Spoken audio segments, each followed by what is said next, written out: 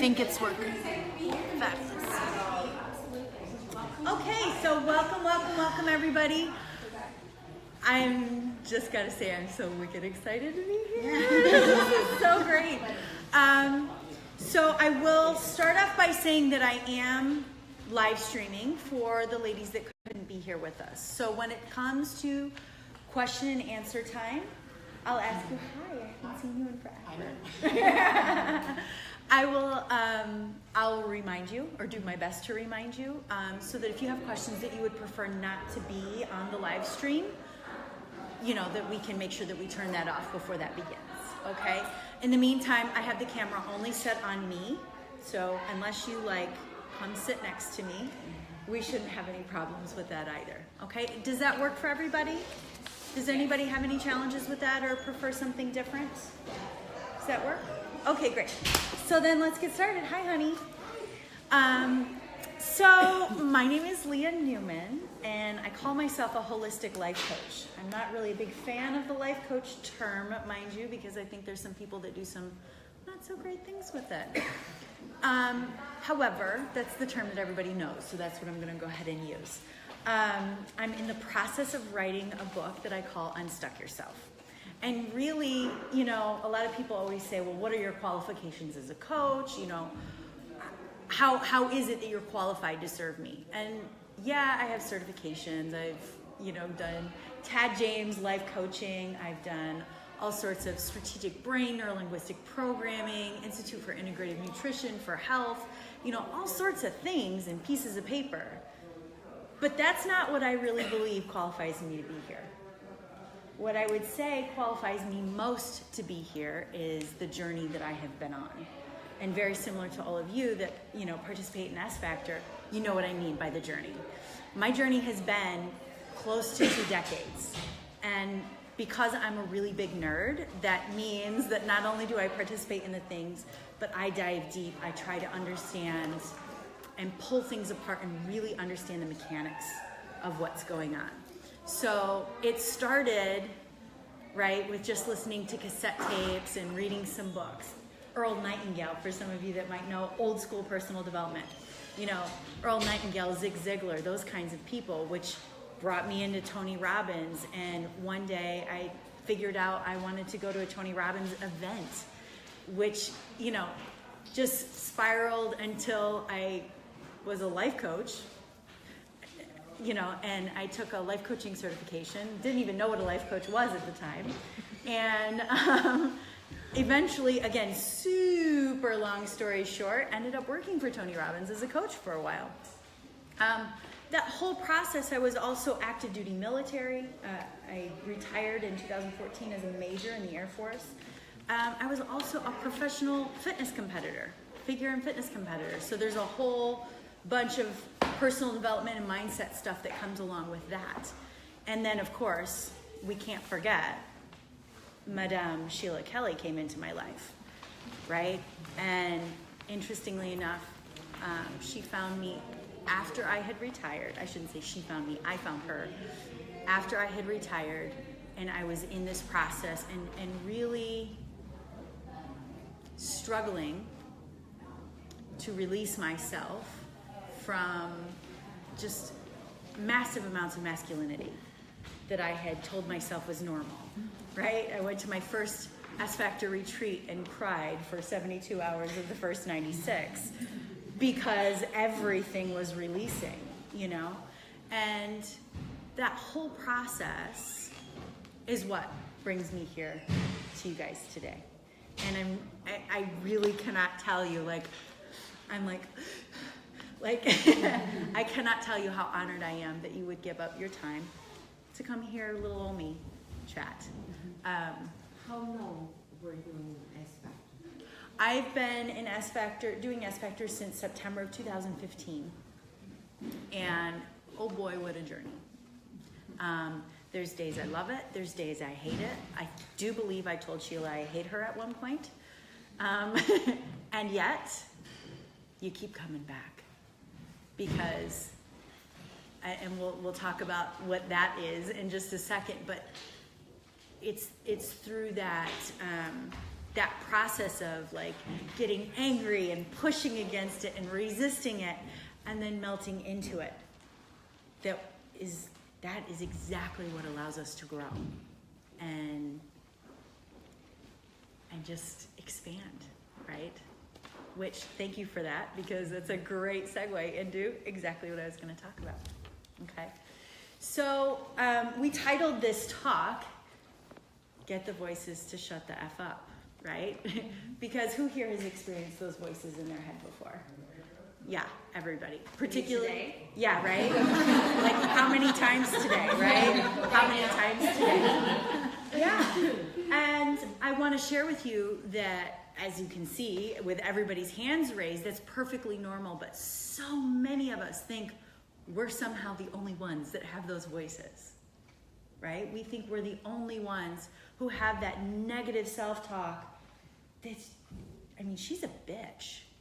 She's mean. She says awful things. She says things we would never say to anybody else, ever. And yet it plays on auto loop sometimes in our head, doesn't it? There's actually biological reasons for that. Yeah. The brain. Our brain is so amazing. And it can be our best friend or our worst enemy. Our brain, there's parts of our brain, and I'll keep it super like Google Earth view, right? Google Earth view. But the amygdala is part of our brain. And that's part of what senses emotion, particularly aggression and fear. And that produces, through a chain of events, adrenaline. So you're all familiar with the effects of adrenaline, right? It gets you that nervousness, that tension. The thing is, in modern society, we're not worried about if a saber-toothed tiger is going to eat us anymore. We're worried about, the car that's driving over there, or if our coworker is talking smack about us behind our back. Those are the things we perceive as imminent death. Back when we were cave women, we perceived the saber-toothed tiger as imminent death, right? Also, since we're talking about cave women and we're here in a circle, it's a great example of, why when somebody's talking about us or we think they're talking about us, we perceive it internally as imminent death, right? Because back in the day, if you were outside the circle, if we didn't like you, we might not protect you. And Sheila talks about that all the time. If you're outside the circle, we might not protect you. You might die. So there's all of that fight or flight kind of stuff that happens. And that leads us into really acting as what I call your low-level self. Okay? These are the parts of you where the chatter begins. And I bet if I turned everybody around, I won't, but I bet if I turned everybody around and I asked you all, where do the voices come from? Where do they live in your body? Everybody says up here. Every single person, right?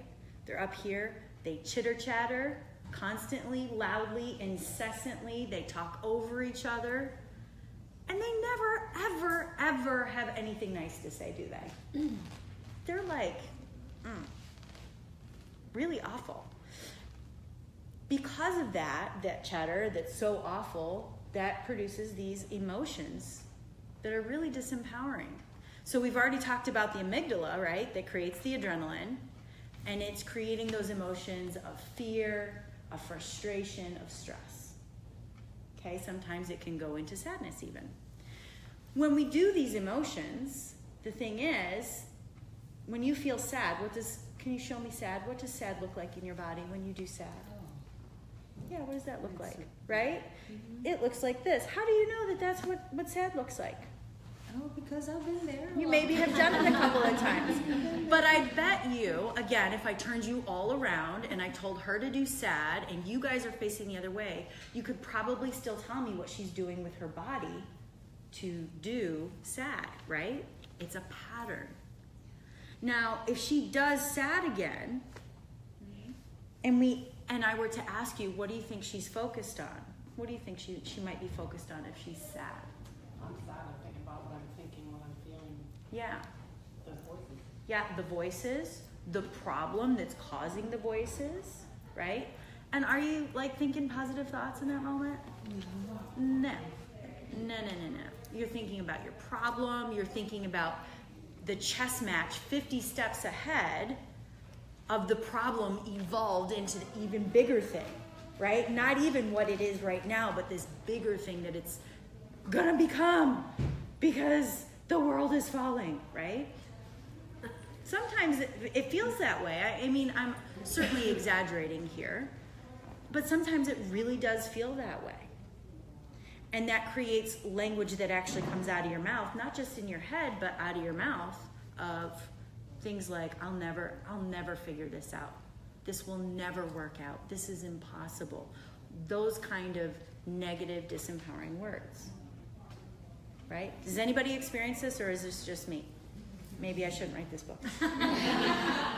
Okay, right? And so now we're in a pattern where we've got voices talking that is creating emotion, that creates behavior. Your focus goes to shit. Your language goes to shit. Right? Is everybody with me? Yep. Mm-hmm. Okay, and when we're in this pattern, guess what else lovely shows up? Shitty behavior. Yeah. Really shitty behavior. And if you think about this, can you think about a time when you were angry, frustrated, or sad, and somebody like tries to help you that you don't want to help you in that moment? What do? You lash out, right? Yeah. Guess what? That's biology. That's the adrenaline running through your body. And that's basically, I mean, there's scientific studies that document this, that when your stress levels are so high, when you lash out, your stress levels actually go down. What? It's your release valve. What's that? Especially if that person is the one causing the stress. Exactly. It certainly makes it easier to lash out, doesn't it? It certainly makes it easier to lash out. But that's actually almost a release valve for that stress. So other shitty behavior can manifest as well. If you read Mastin Kipp et al., he calls them survival patterns, right? So there's things like people pleasing, trying to get yourself out. There's comparison. Oh, that's mine. When I get in that down, ugly place, I start comparing myself to all the people around me, and am I good enough, and all that other kind of lame jazz, right? Mm-hmm. So we have all these horrible patterns that show up. Some people turn to food, alcohol, drugs, sex, all kinds of things, but in disempowering ways. They're not doing it to fuel them. They're doing it in a way to try and soothe the pain. Is that ever successful? No. Well, sometimes it is. Honestly, sometimes it's successful in making you feel better, but it requires over time, the first time it might work, but over time it's going to require more and more and more and more in order for it to work in overcoming those emotions. And that's how things like overuse, addiction, those kinds of things come about. And then the other thing that I'll note, when we find ourselves in this low-level self, you'll also notice that your energy level, it's in the toilet, right? Like, these are the times you don't want to get out of bed. These are the times when you're like shuffling to work, right? And if you ask people, I know I have, because this is the work that I do every day. When I talk to people about it, they tell me that things are heavy. Everything feels heavy. This problem feels heavy. Dealing with life feels heavy when they're in this state. Okay? When you go home, I would really encourage you to go back to the video, grab a piece of paper, and go through all of this and identify what your patterns are when you're in your low-level self. What does it look specifically? What does it look like specifically for you? Because what's interesting is we do the same pattern over and over and over again. It's something that we've learned. It's a pattern we've created in life. And being aware of it allows you to go, oh, wait a second. I see what's going on here. I'm in that swirl. I'm in that low-level self. Maybe now's not a great time to have a conversation with my partner. Maybe now's not a great time to make big financial decisions. Maybe now is not a time to try and go talk to my boss and ask for a raise because I am in my low-level self. I am in a shitty state. Does that make sense to everybody? Any questions so far? No. Awesome. Okay, so the really cool part, let's go back to the brain now. So we have the amygdala producing adrenaline, producing all of these patterns that create your low-level self. If we go to the other side, your high-level self, right? There's various parts of your brain, I will not go into details, that produce 3 hormones that are really, really critical. Serotonin, dopamine, and oxytocin. All 3 of these are, the feel-good hormones. They're basically what makes you happy, okay? So the good news is sex gives you all 3.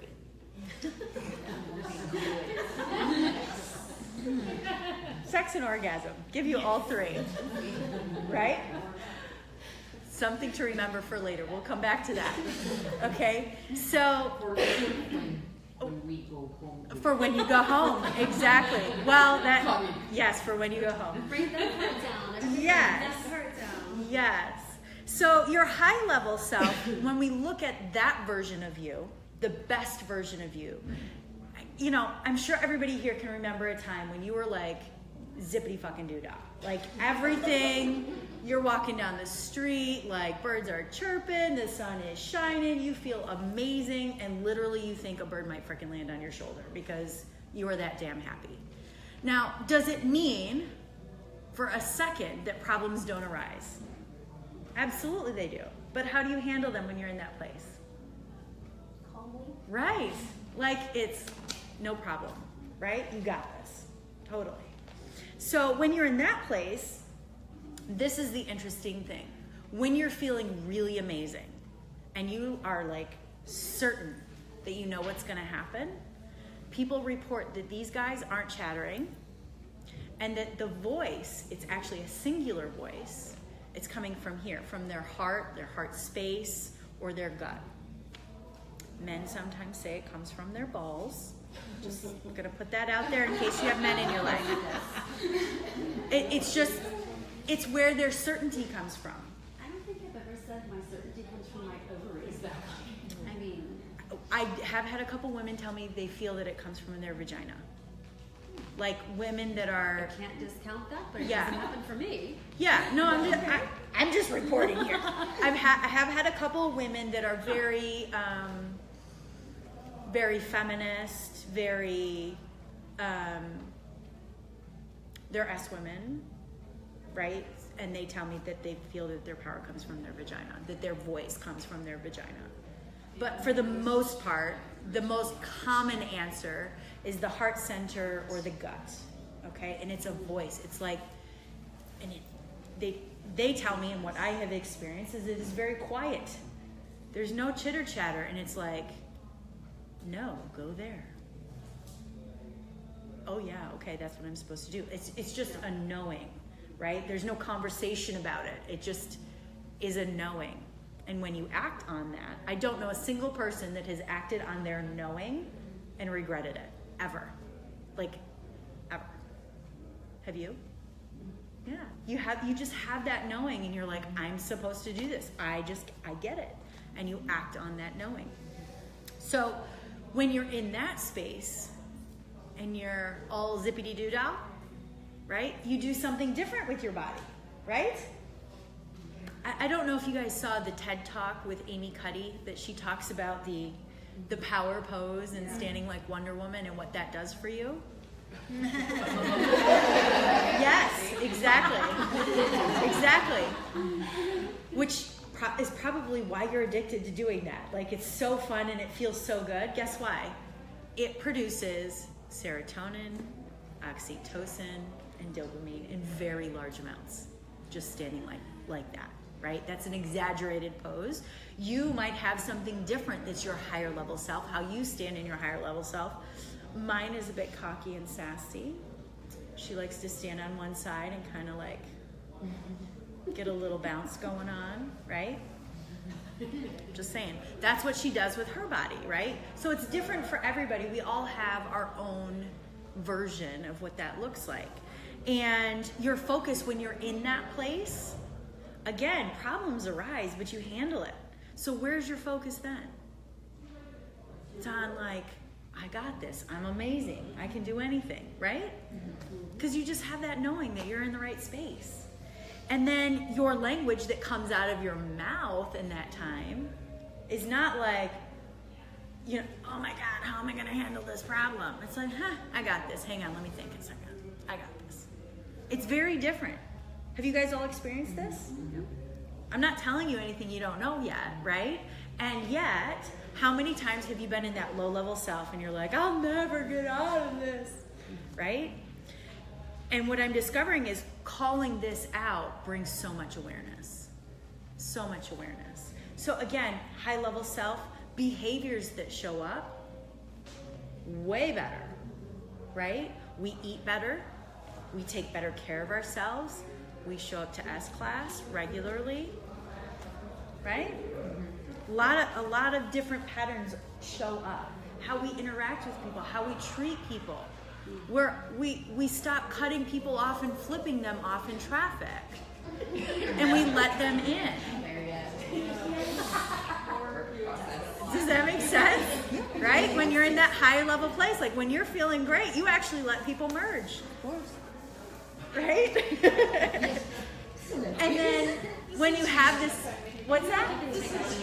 Yes, true. I had an experience on my way here. I feel like you can take on more. Yeah, you can handle, you have more capacity to handle more. Yes, absolutely.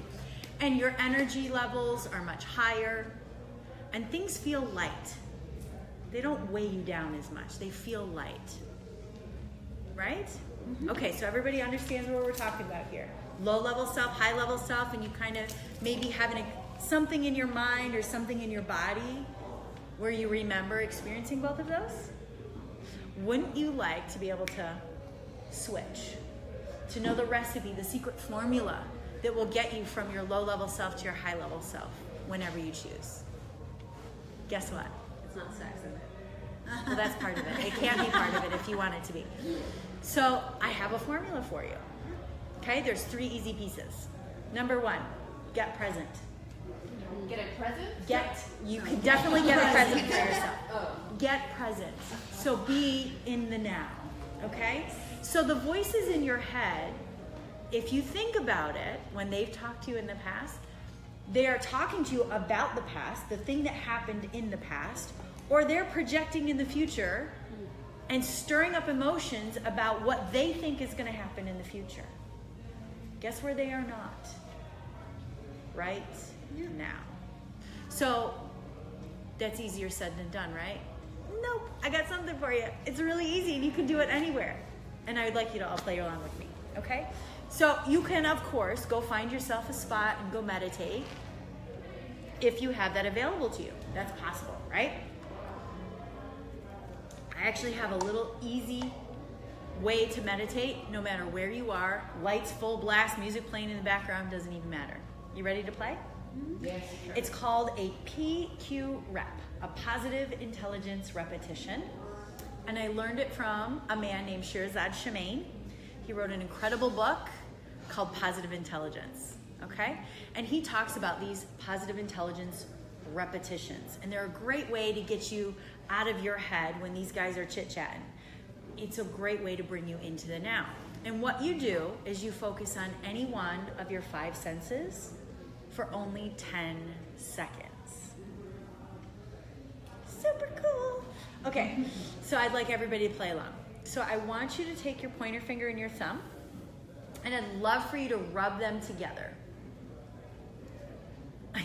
The example I use is rub them together like you're rolling a booger or a toothpick with your fingers. Okay, so rub them together back and forth, and I'd like you to just take a second. You can close your eyes if you like, and I'd like you to focus on your sense of touch. Focus on your sense of touch to the point where you can almost feel the ridges of your thumbprint. Focus on your sense of touch. Maybe you notice moisture between your fingers or how dry your skin is. Focus on your sense of touch. Maybe you notice the pressure that you're using or how fast or slow you're rubbing your fingers together. Focus on your sense of touch. Maybe you notice you have a hangnail. And done. Okay. So, did you notice? I know you were listening to the sound of my voice, but did you notice all of that fade away? Mm-hmm. Everything around us, the chaos around us just kind of faded away. And that was with one PQ rep. 10 seconds. And let me tell you, if these guys are going, it quiets them as well. Now, the old pattern, before you heard this awesome, amazing talk tonight, right? The old pattern would be to swirl in those emotions for hours, days. I hate to say it, weeks, months, or God help you, even years. I have met people that have been in an emotional swirl for years. Years. Would it be worth your while to do a PQ rep or even 6 and shut these guys off so you can begin the process of getting back into your high-level self? Would that be worth it to you? 1 minute of your life to shut these guys up, right? So that's step 1. Step 2 is exactly what you just did.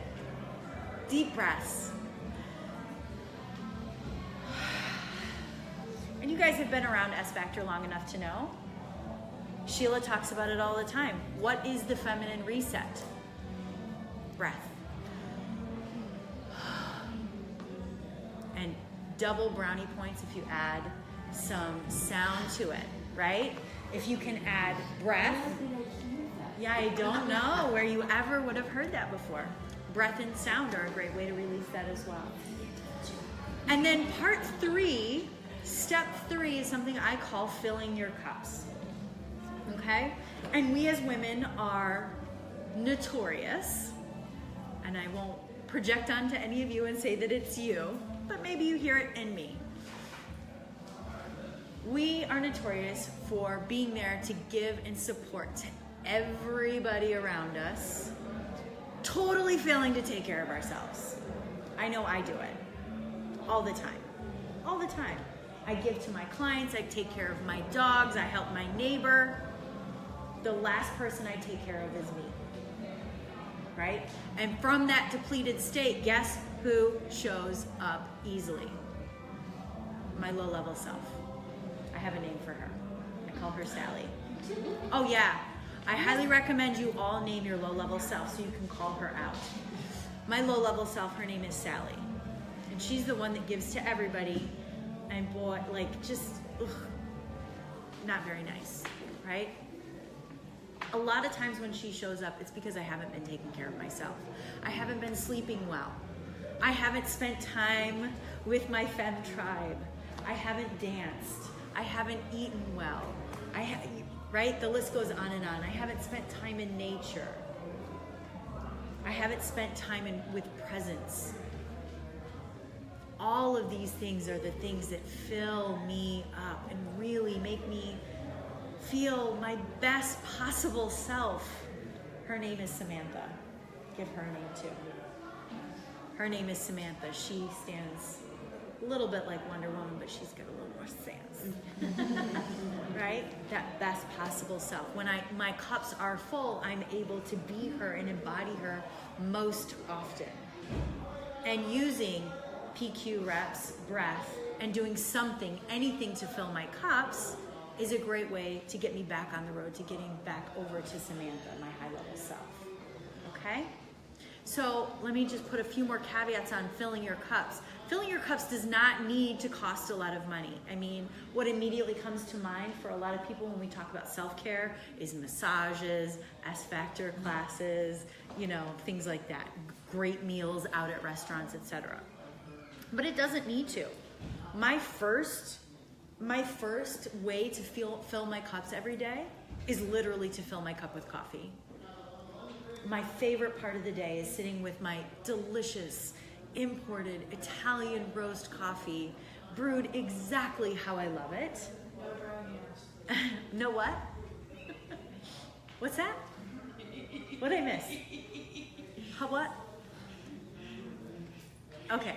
Anyway, so that my favorite way is to just sit with my cup of coffee and just collect my thoughts, pet my dogs, watch the sunrise. Like, it just starts my day off, right? Next, I often dance to at least one song. I don't have a lot of room in the RV, so Yet. yes, I would love to have a bigger one. But you can see that it doesn't have to cost money. It can, but it doesn't have to, right? That's a great way for me when something's really irritating me. I throw on a song and just hit circles.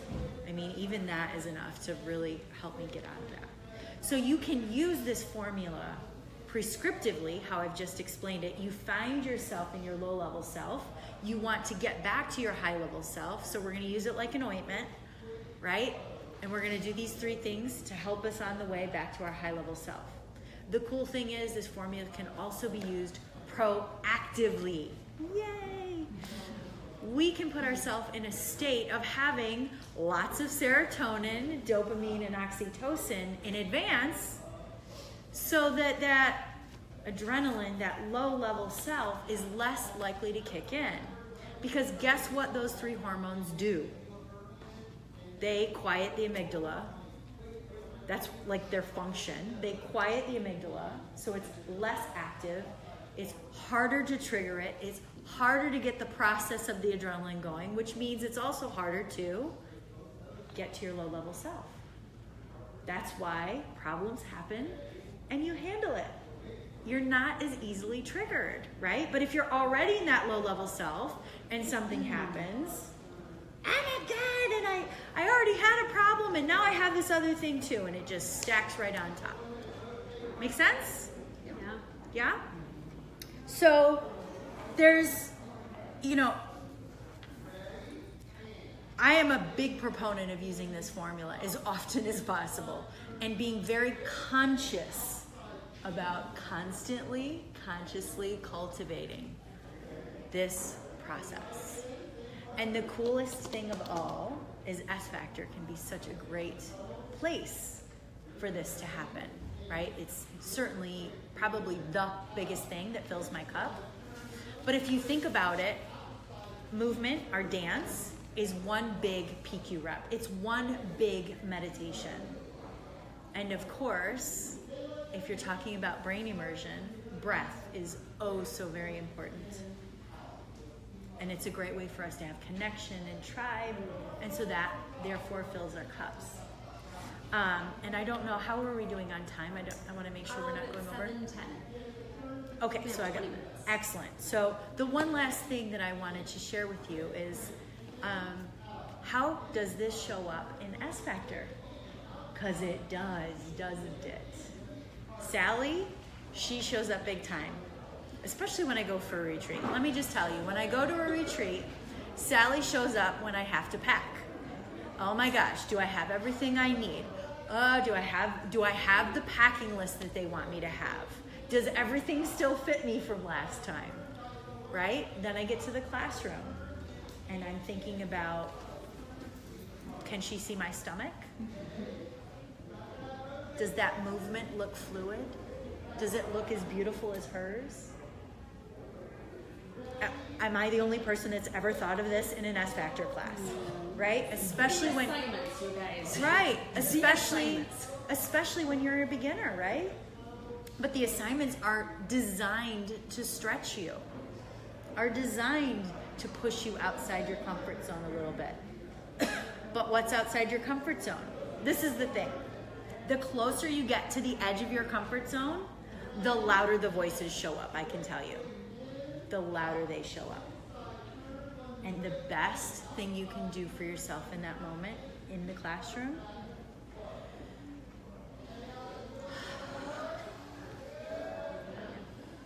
and allow yourself to melt into the process of movement that is one big PQ rep. One big giant opportunity for you to fill your cup and quiet those voices so that you can hear your truth of however it is that you want to move, the truth of the emotion that's dying to move through you, wanting to express itself. Because that's when it shows up too, huh? We make that wrong too, and we go, oh, no, I don't want to touch myself that way. Oh no, I don't want to move that way, and we judge it. What if you could let all that go? Just be. Just let her move however she wants to move so that it can come out. Because how do you feel when you leave the studio every single time without fail? Who's walking out that door? Your high-level self. Every single time, huh? Kind of amazing. So with that, I will open it up for some questions. And I'll say thank you too, because you guys have been awesome. Thank you. I don't know if I told you, you're the first persons I've shared the content of my book with. I have not shared it. I have been working on it for a good 9 months now, and it's so close to finishing, but you guys are the first people that I've publicly shared it with. So it is such an honor to me that I got to share it with my S-sisters first. So thank you so very much. Thank you. So does anybody have any questions about all that? So I've got so sometimes I feel like when I am down, I feel like I need to sit in that for a little bit to allow myself to feel those emotions, and that's part of a 10-year practice of S Factor now. Yes. I need to recognize those emotions and move them through my body and everything. But at some point, that becomes that low level. So how do you allow yourself to sit in that for a few days and experience those emotions and process those emotions without falling into that pattern of those voices? First, can I challenge you a little bit? Do I have your permission to challenge you and stretch you a little? Depending on what it is that you're dealing with. Obviously, if you're dealing with a death in the family, that's a big thing, and it's going to take time. But I wonder if it's true that you have to sit in it for a couple of days. I wonder if that's true. I agree with you a bajillion %. The formula is not designed to have you suppress your emotions. I'd be in the wrong room if that's what I believed, right? But PQ reps being present doesn't get rid of the emotion. It allows you to be present with it. The breath allows. Did you ever notice when you're really emotional, you take a deep breath, you feel better, but it also, it unlocks something. It allows the emotionality to come out. The filling your cups part is self-care. That's what we're talking about, self-care. And it's, again, the filling your cups part is not about suppressing emotion, but rather allowing you to love on yourself so that you're in a healthy space to express that emotion. Does that make sense? Yeah. And so how do you know when to move out of it? Listen to this. If these guys are telling you you need to stay, that you need to sit in it, do a little more breath, a little more movement. That's when I would tell you to come for a class, and definitely come for a private if it's something that's really intense. Move through that emotion, right? But that self-care is so critical, because what I know is when we're in that low-level self, I think my battery is dying. Okay. When we're in that low-level self, without the self-care, we go down the rabbit hole.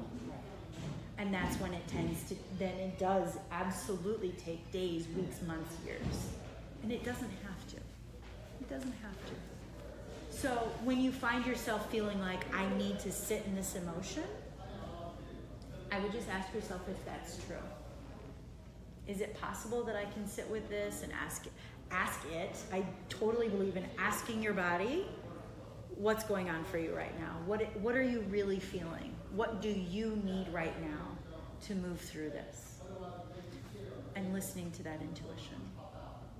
Yeah. I'm not a believer that it needs to take days or weeks or whatever. It might.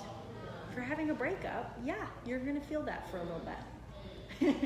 Right? But this formula can still be applied as you move through that. Was that helpful? Did that answer your question? Yeah. Thank you. Great question. Any other questions? Yes.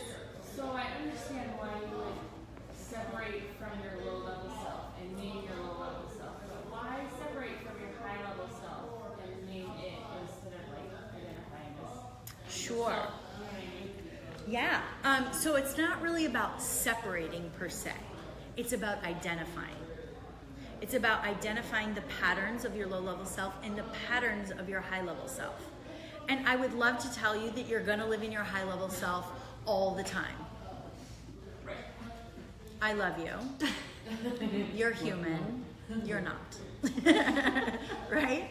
And so if we identify her and we give her a name, then you're not having to go, okay, where's the voice coming from?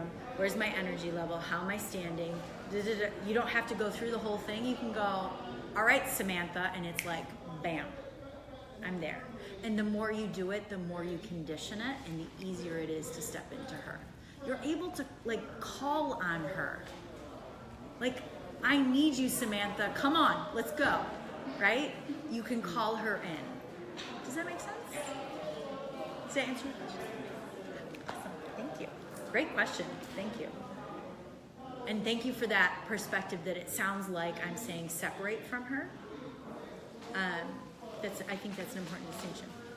Maybe need to rework my words a little bit so that. It could be mine. No, It was an excellent you're question. okay. I understood it Yeah. directly. Yes. No, that's beautiful. Thank you very much. Legitimately. Thank you. Legitimately. Anybody else have any questions? Do you find that, or have you observed that introverts and extroverts have slightly different patterns? No. No. We all express in our very own way. Because believe it or not, I'm an introvert. What? I'm an introvert with extrovert tendencies. I can come out and have fun here, but after a while I'm sick of you people, I gotta go home. Introverts always have one of those. Yes. Identifies with that. Being with people. Yes. Yes. You can be friendly. Yes, absolutely. Yeah. Yes, my whoopee is in the dryer. I couldn't bring it. I have a cardigan that I get all SRE in, and she's in the dryer. I couldn't bring it. So I brought my other whoopee.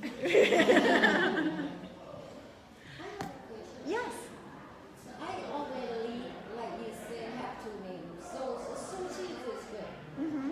Like she can call it everything nice and soft, understand, forgive me, but when all coming or shit gone down, like I mean, why can't I just let Suchi handle things before it get really heavy? Yeah. For example, like somebody can do things to Sushi and she was like, okay, fine, until it real hurt. Yes. It took me that much for to get okay, Sushi just back off this time, okay, shit that to stop, what the fuck wrong with you? Yeah. Okay, so can I rephrase, and also just in case, for them to be able to hear on the video as well. If I heard your question correctly, you're saying, why does it get to a breaking point? Right. Why am I able to handle, and then bam, I'm over here? Right, I feel like if I don't wait until that long, I might hurt other people by responding what they do to me. If you don't wait for that long, you're afraid you're... Yeah, like I was just like, let them do it. If this, they're happy. If they attack me, is they're happy. If they let them do it until she can't take it anymore. Yes. Then she will be fine, cut open and come out. So what you're talking about is a boundaries challenge. I love that you're so strong. I love that you can take it and take it and take it and take it. but there's a breaking point. And so what I would encourage you to do is start articulating your boundaries to people and saying, hey, that's not okay. Because when you do that, you have more to give. They're not chipping away at your ability to stay in Tzu Chi. Does that make sense? And so you're keeping them outside the circle, and they're not able to chip away at your high-level self and cause you to flip the switch and go into your low-level self. What you're talking about is being triggered. And so you take it, you take it, you take it, you take it, you take it, and then this one, nope, that's the one, and we're done.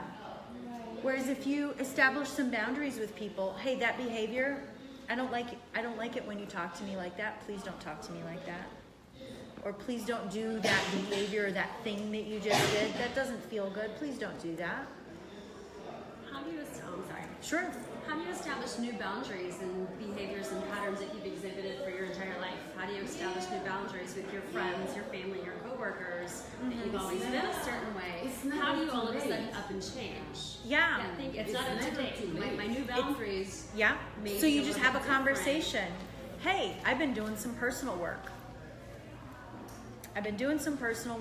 And that's no longer okay with me.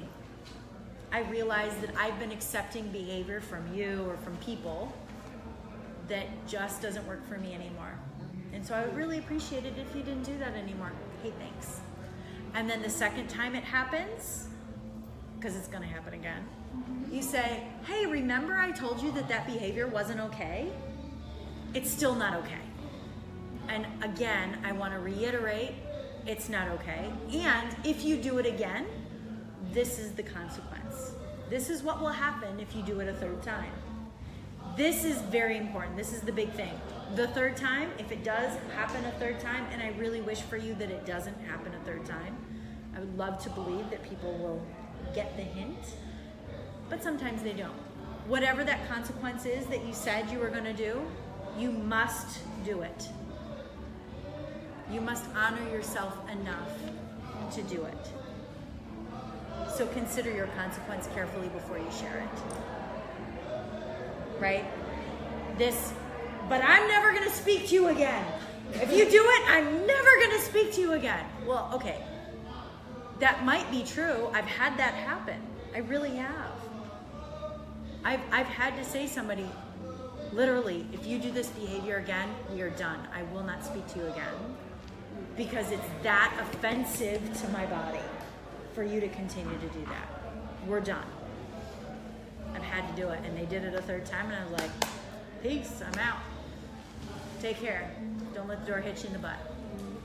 Right?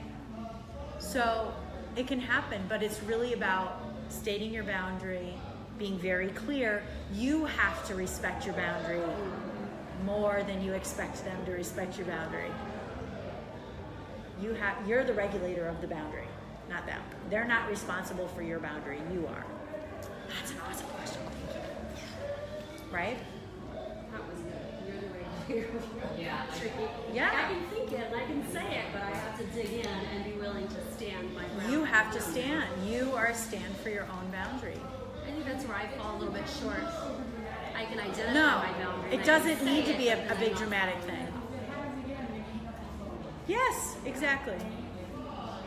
Or you do it in your high level self where you can actually have a conversation where you're not angry. And so this is the thing. So a boundaries conversation is definitely something you want to have from your high level self, right? But this is the thing. When you are in your high level self, it's not drama. It's simply, okay, remember like the other day when you said that thing? Yeah, that really didn't sit well with me, and I didn't appreciate it, and this is how it felt for me, and I would just, please don't do that again. And it's a statement. And 9 times out of 10, especially when it's people that care for you, they're like, oh my God, really? I am so sorry. 9 times out of 10, right? Do you think that's still like, or when you still say the same response in like toxic work environments, or Yes. like, I feel like there's been a lot of situations of like, not just myself, but like people in my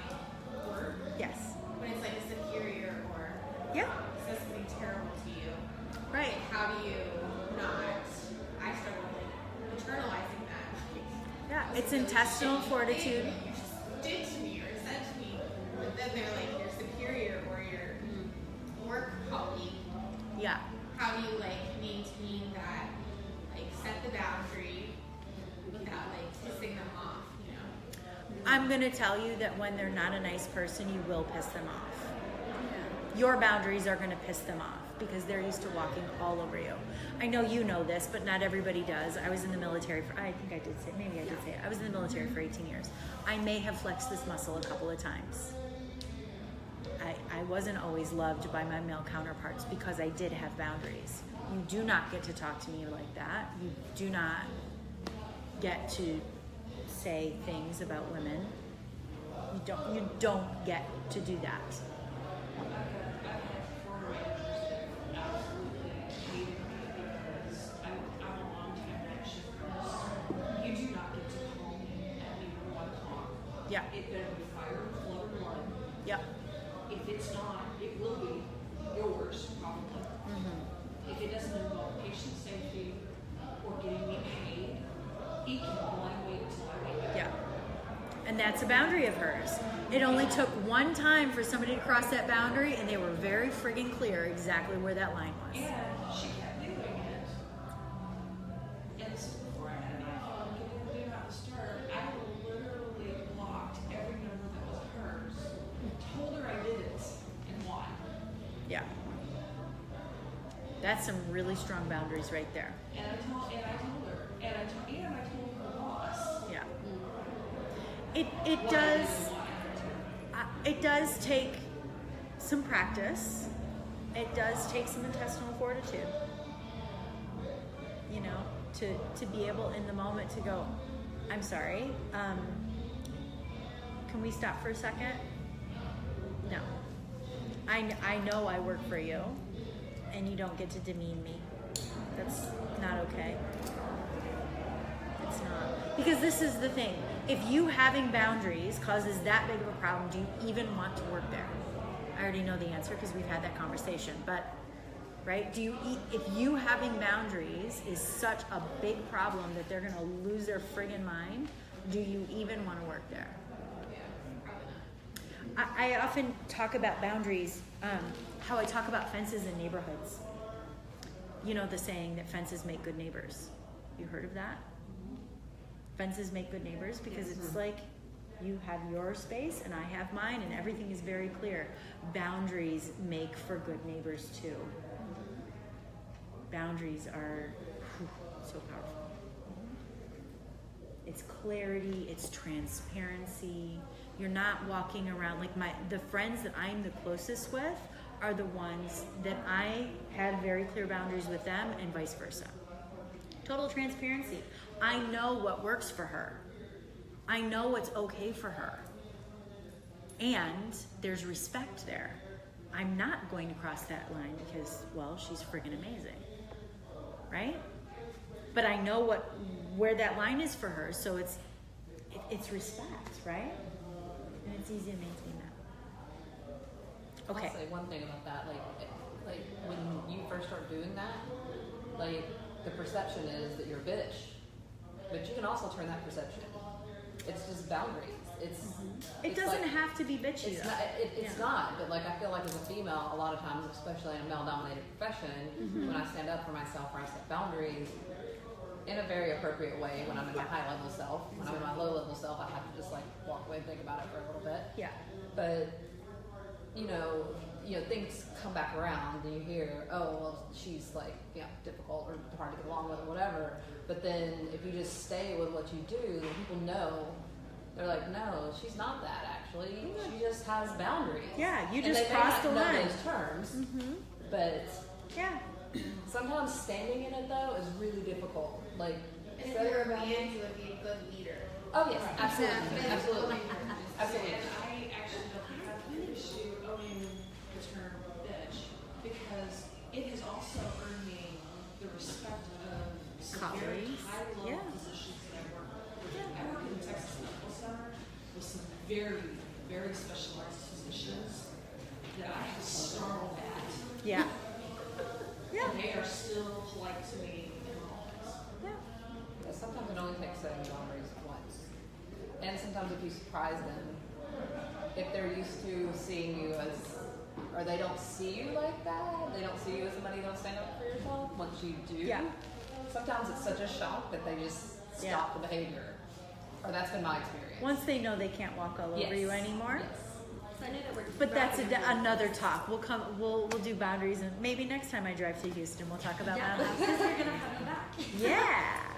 To add to that briefly, how would you kind of mitigate the space between setting boundaries in one environment but having really unclear boundaries in another environment, like professional versus personal, or at work and then at home, or I mean, it's kind of the same thing. Why is it harder to set boundaries with people that you love, as opposed to like in a professional situation?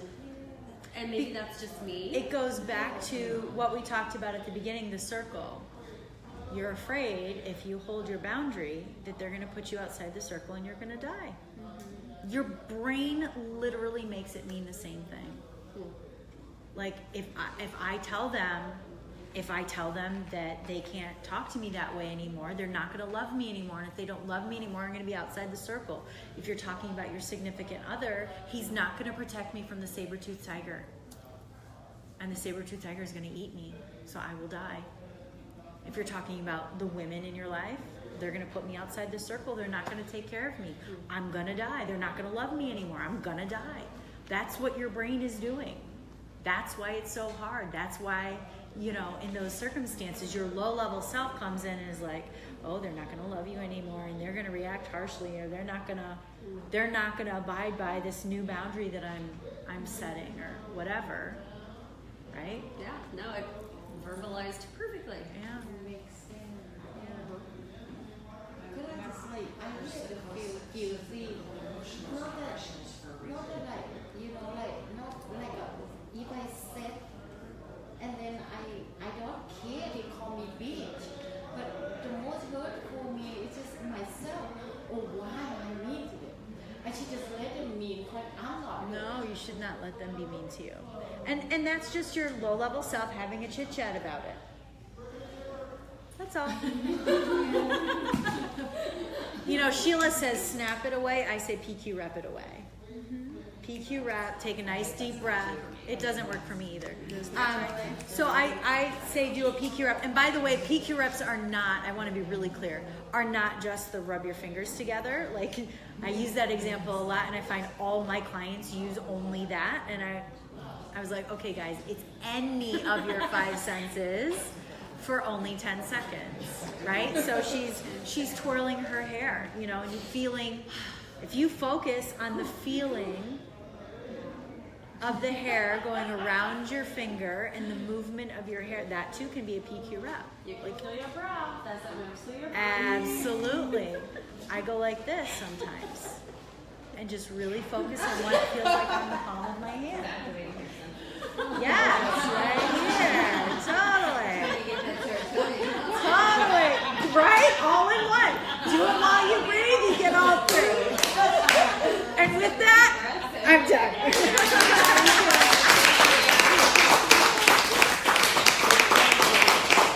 Thank you. My pleasure.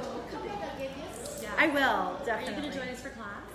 Yeah, definitely dancing. So I just want to say to the people at home, because I do see we have 5 people watching with us.